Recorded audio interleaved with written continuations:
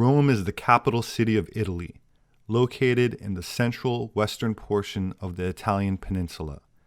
Its history spans 28 centuries, with Roman mythology dating the founding of Rome at about 753 BC.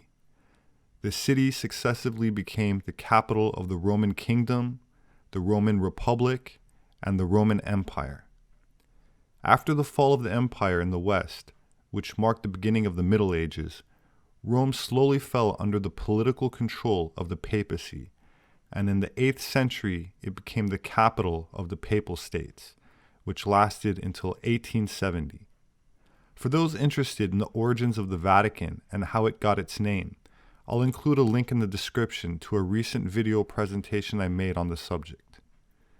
Rome became the first one of the major centers of the Italian Renaissance, and then the birthplace of both the Baroque style and Neoclassicism. Famous artists, painters, sculptors, and architects made Rome the center of their activity, creating masterpieces throughout the city. It was first called the Eternal City by the Roman poet Tibullus in the 1st century BC, and was also called Caput Mundi, meaning capital of the world. According to the founding myth of the city by the ancient Romans themselves, the long-held tradition of the origin of the name Roma is believed to have come from the city's founder and first king, Romulus. In Roman mythology, Romulus and Remus are twin brothers whose story tells the events that led to the founding of the city. The killing of Remus by his brother and other tales from their story are depicted in many works of art throughout the ages, including the image of the twins being suckled by a she-wolf, which has long been a symbol of the city of Rome and the Roman people. I'll get into that more a little later. First, I'd like to discuss a recent discovery that was made beneath the famous Roman Forum, also known by its Latin name, Forum Romanum. It's a rectangular plaza surrounded by the ruins of several important ancient government buildings at the center of the city. Citizens of the ancient city refer to this place, originally a marketplace, as the Forum Magnum, and for centuries it was a center of day-to-day life in Rome.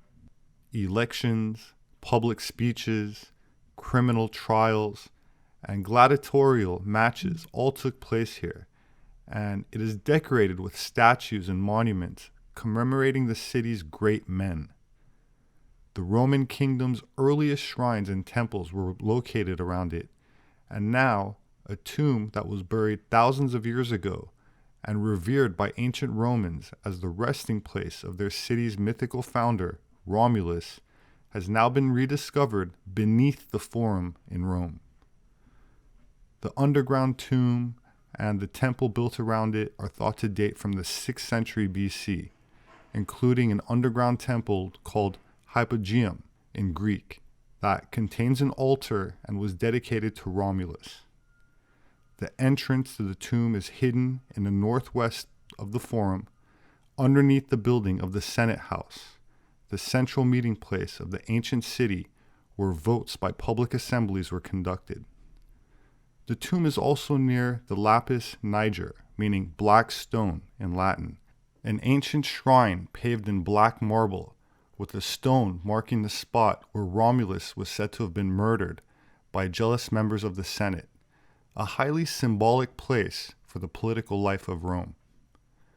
According to mythology, Romulus, the legendary founder of Rome, was said to have lived in the 8th century BC, but most mainstream historians don't think that he really existed in reality. In legend, Romulus and his twin brother Remus were the grandsons of Numitor, the deposed king of the Latin city of Alba Longa, the sons of his daughter Rhea Silvia and the god Mars in human form. When the new king of Alba Longa ordered the infants Romulus and Remus thrown into the Tiber, the story goes, they were instead abandoned on the river bank. There, they were rescued by a she-wolf, who raised them until they were found by a shepherd.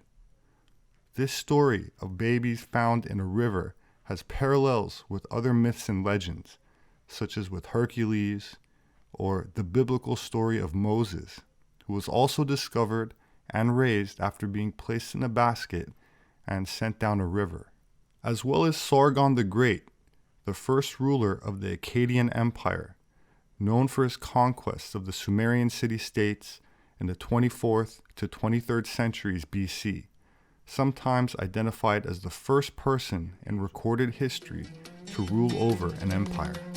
In cuneiform, it is written, and I quote, "Sargon, the mighty king, king of Akkad am I.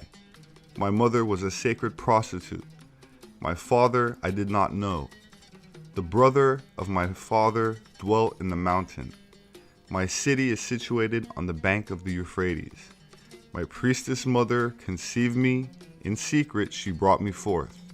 She placed me in a basket of reeds, covered me, and cast me upon the rivers, which did not overflow me. The river carried me. It brought me to Aki, the Irrigator. Aki, the Irrigator, in the goodness of his heart, lifted me out. Aki, the Irrigator, as his own son, brought me up. Aki, the Irrigator, as his gardener appointed me. When I was a gardener, the goddess Ishtar loved me, and for 4 years I ruled the kingdom.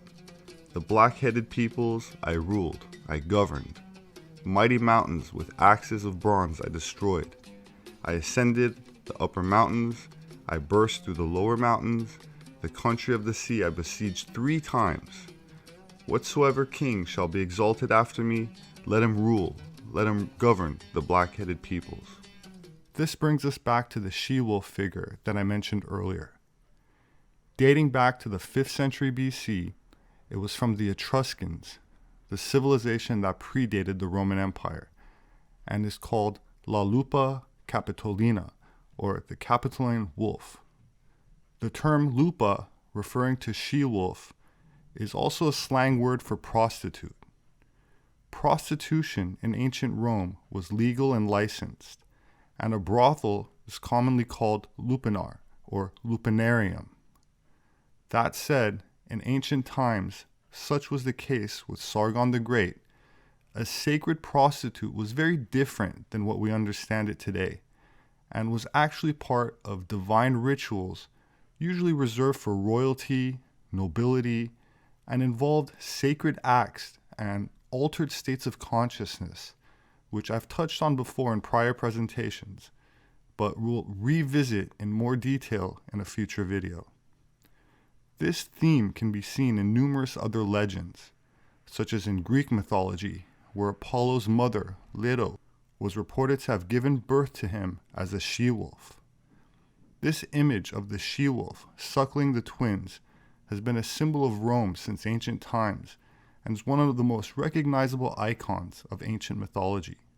To the Roman god Mars, the wolf is a sacred animal, and they even have a festival called Lupercalia, a wolf festival, observed in the city of Rome from the 13th to 15th of February, which mainstream anthropologists usually attribute to fertility, but in actuality predates the Romans and involves sacred carnal rituals which are performed for divination, also linked to the Greek god Pan.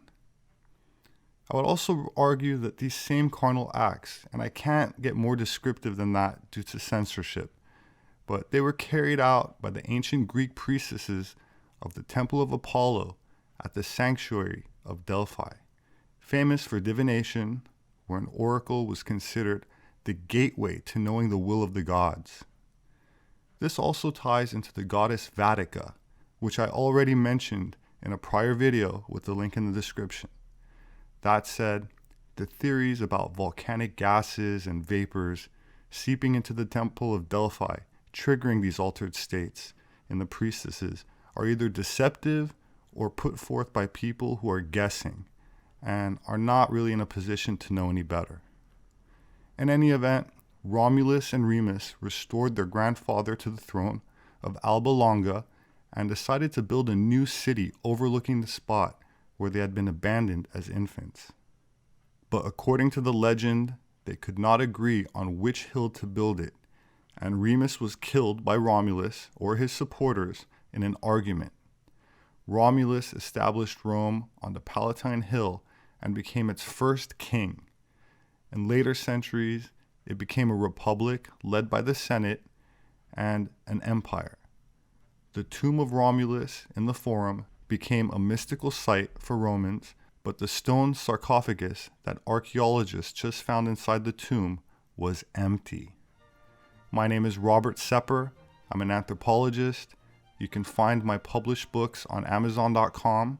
They make a great gift. Thank you to those who support me on Patreon.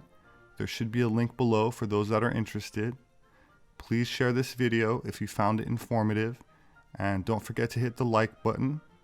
Please subscribe and click on the notification bell for future updates.